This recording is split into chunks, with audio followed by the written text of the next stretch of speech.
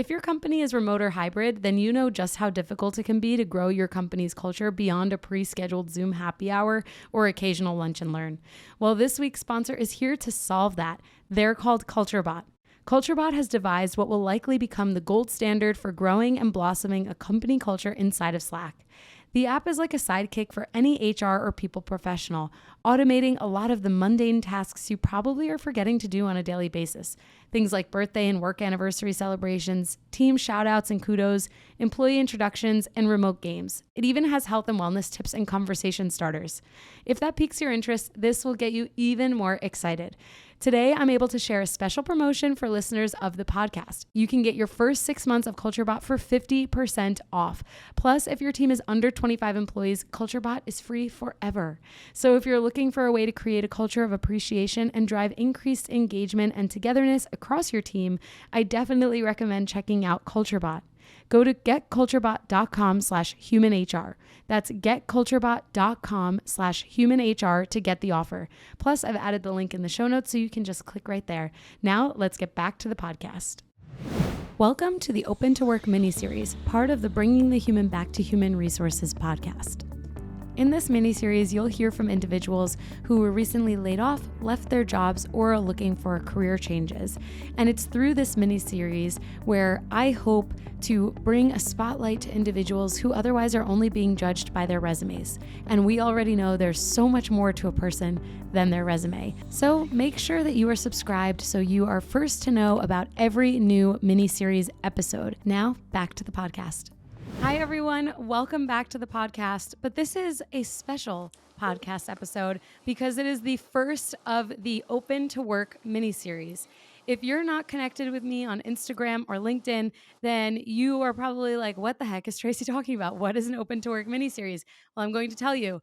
I was really inspired by the unfortunate news of thousands of people being laid off, let go, furloughed from their jobs in the last really 6 months. I think it's been most apparent. And while there are so many people on LinkedIn and around the social networks, so to speak, who are doing amazing things to connect people to their next jobs within their careers, I wanted to up the ante, so to speak, and do something my way that hopefully is helpful and impactful for everyone, but especially for the individuals who are joining this mini-series, which cannot be easy to do because you have to put yourself in a position where you are the most vulnerable. You're talking about, your current state of your career and what you're looking for. And some of these conversations might be really raw. So everyone who's joining the mini-series has a different story to tell. And I hope that anyone listening to this will be able to impact each individual in their own way, if possible. And hopefully we can get some jobs secured out of this, out of these mini-series episodes. So without further ado, I'm going to introduce you to Kylee Stewart, who is an amazing individual who we've kind of had an opportunity to connect a little bit since basically launching this mini-series idea. But basically what Kylee is looking for is an opportunity in fashion design. And we're going to, I'm going to just stop talking now. We're going to welcome Kylee. Kylee, thank you so much for joining the podcast. No problem. Thanks for having me. Of course. So I know, and I was just saying that it's probably really intense, maybe joining a podcast to talk about your career and what you're looking for. But I want to start at the top. And I know a little bit about you from reading your resume and seeing your LinkedIn and things like that. But why don't you tell us first, how did you get started in your career? And what are some things that you are looking for within your next role? Right. So from the beginning, I moved to LA as a teenager, straight out of high school, to go to school at FITM, which is a great school. And from there, after graduation, I got my first job as an assistant designer, which was amazing to me, kind of unheard of almost. It's really difficult to find jobs in the fashion industry, especially right now. It's very competitive. And so I started out there and I worked my way around different companies. I've worked at different startups. I've worked at very corporate and kind of everything in between. So now I'm looking for my next role after being laid off another time,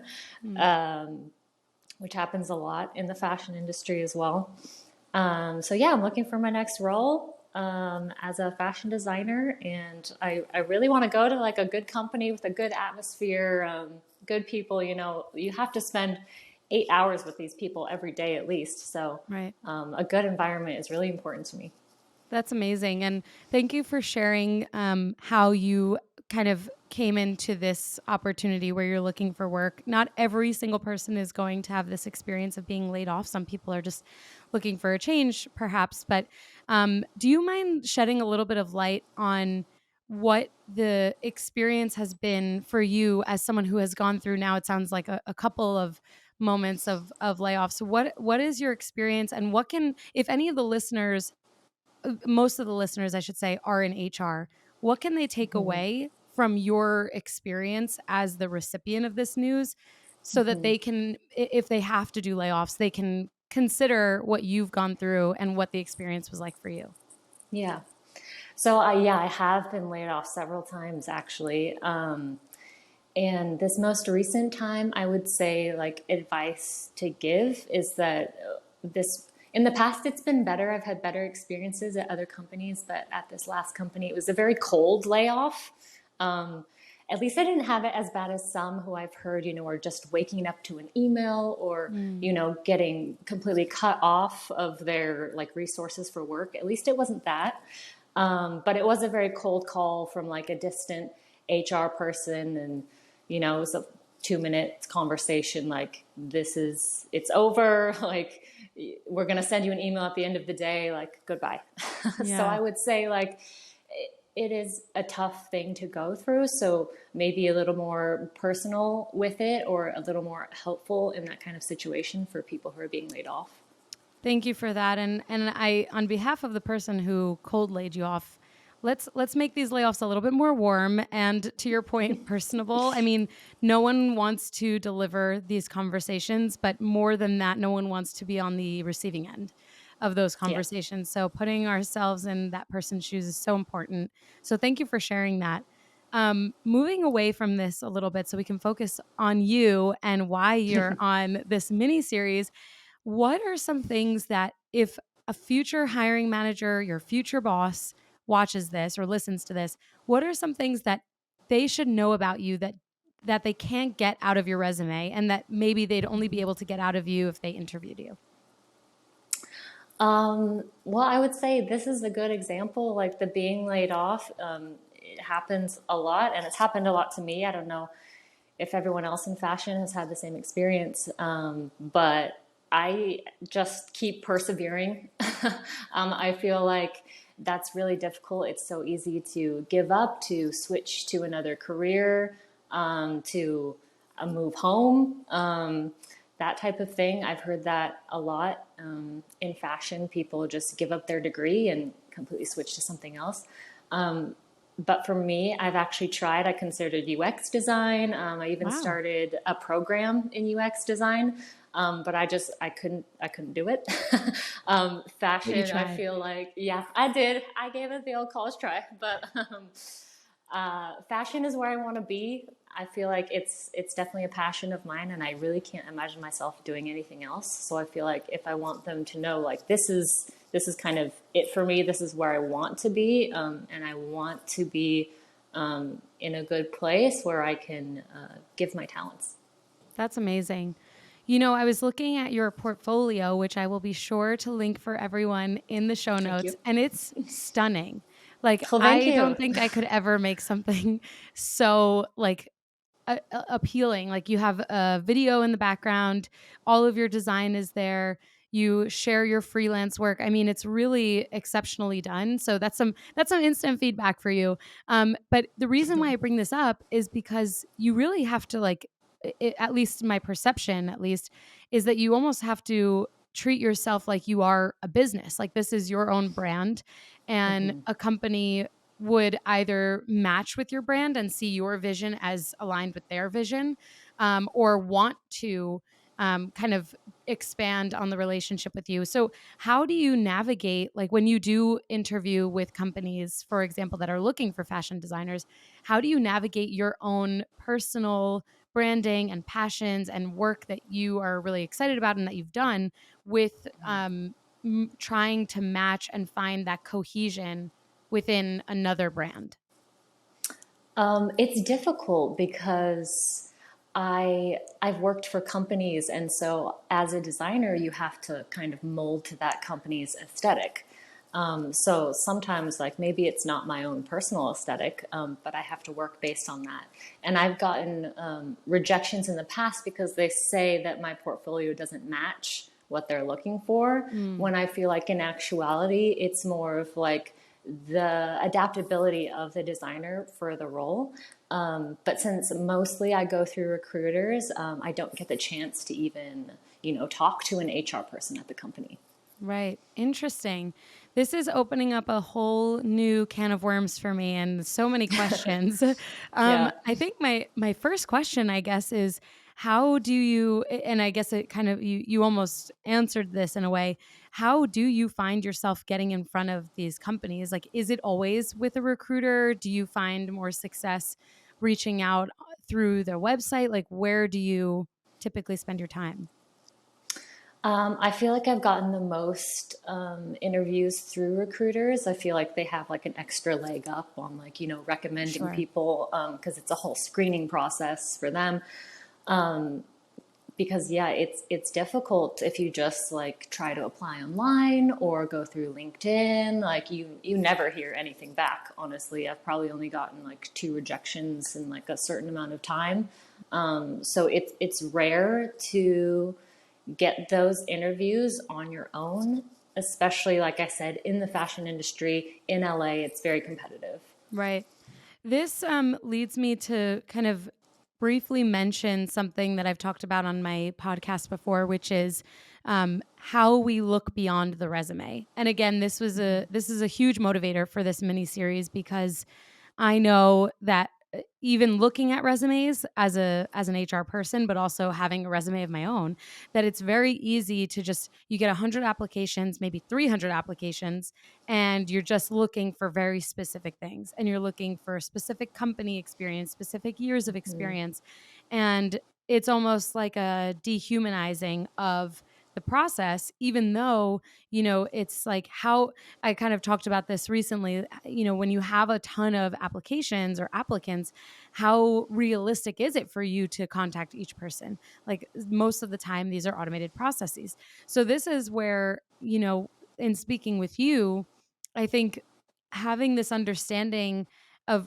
who you are behind your resume, that you created this resume to highlight and showcase the experience that you have, but that's only something that you're looking at on the surface layer, and that there's so much more there, including in your portfolio. I mean, I see some of your illustrations. I'm like, oh, how could I order that dress? But this is the reality for so many who are on the other side of your resume. That there might need to be a reminder for people who hopefully who are listening to this episode that there's always an opportunity to dig in deeper. And so in this conversation, I'd love to kind of continue to do that. So if you were to apply to your dream job today, I know you talked about wanting to have a really solid company with a great environment. What does that mean to you? When you think about a great environment, is it the people? Is it the pay? Like what is the most important in that? I mean, like if we're looking for the unicorn here, of course it's everything. Like it's the pay, it's the people, it's managers that care about like the environment they're creating for their employees. It's difficult to do that. I totally understand. Like not everyone is going to mesh, not everyone's going to work well together, but that is what I'm looking for. And yeah, the pay, of course, like living in an expensive city, like inflation's only going up, like companies that care about how their employees are living, how they're spending their time outside of work. That, like you mentioned, seeing us more as, humanizing us, because that's what we are, whereas, just looking at our numbers or our resume. Right. Exactly. With that, when you think about your past experiences, and I know from your resume that you've worked in at a number of companies where you've spent multiple years. I see PJ Salvage, you were there for about a year. Guess, or G by Guess, you were there 3 years. And you have a ton of experience even in other design roles. When you were in those experiences, what were some things that you learned and that you've taken with you along your career journey, either from mistakes or failures or huge success stories? Um, I feel like I've definitely learned how to navigate with different people. I feel like I get along well with a number of people, but in the work environment, it's a whole new thing. You have to learn to work with others, and as a designer, we're always on teams. Like it's rare that you're ever going to work by yourself. So teamwork is a big one. And then also like within these other like corporate companies I've worked for, you have to learn to stand up for yourself and you want to, if you want something out of the company, you have to voice that to your managers, because without that they're just going to kind of steamroll over you, I hate to say, but it does happen a lot. I feel like to people who are in the beginning stages of their career, they don't know how to bring it up, or they hate to like broach the subject of like a raise or a promotion or things like that, but I've definitely learned like the professional ways to go about that. And I feel like it's really helped me. That's amazing. I'm really inspired by your story because I come from a retail background. I worked in luxury for a number of years, as well as big box for a number of years, and I know that the side of the business that is behind design, that is behind even the marketing and the way that the brand is received, is so intense, and there are so many opportunities for people to feel totally overwhelmed by the amount of work, and because really, I'm sure, especially as a designer, if you design something and it doesn't sell, then that's something that you're responsible for. If you design something amazing and it does sell, it's the brands. So it's like, yeah, Yes. like I did that, but also like what would have happened if that was like my thing? Like I think about this all the time. So I also just want to say another reflection that I've had in hearing you share your story is that I don't always have, actually most of the time I don't have people on my podcast who are outside of HR coaching, or some sort of like professional role that deals with like employment law and HR, and it's really refreshing to hear the other side of things and how you have learned and grown, and what you have taken away from your experiences, while also sharing some advice for us as HR people or leaders, whoever's listening, so that we can continue to make the experiences for our employees amazing. So I really appreciate that. But um, on the entrepreneurial side of your role, because I do want to come back to this, I feel like, especially if you did like some UX design and you've tried to, take on some new skills and apply yourself, it leads me to believe that you possess an entrepreneurial spirit. So have you ever thought about like your own business, or even kind of like creating something of your own? Not to say that that's like the only way to create the stability that you deserve, but just out of curiosity.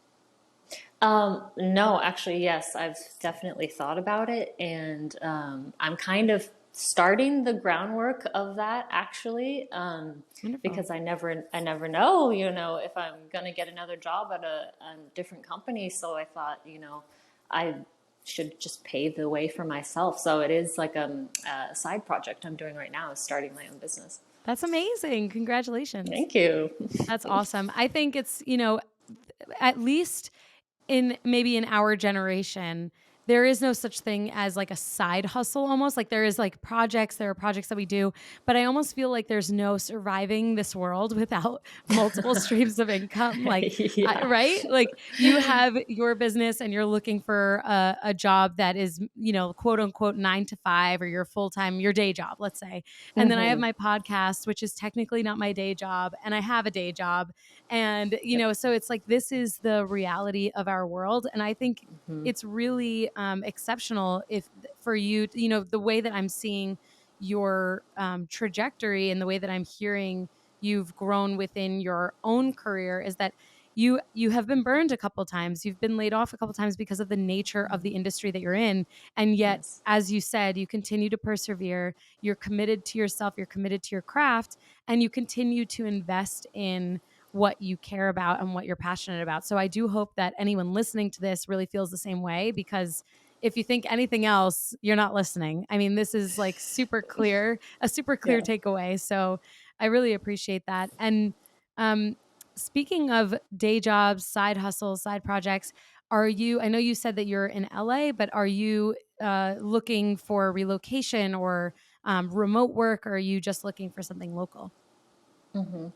I am open to relocation. I've applied to places in New York. I've applied even in like Italy and Wow. France. Yeah, so I'm open.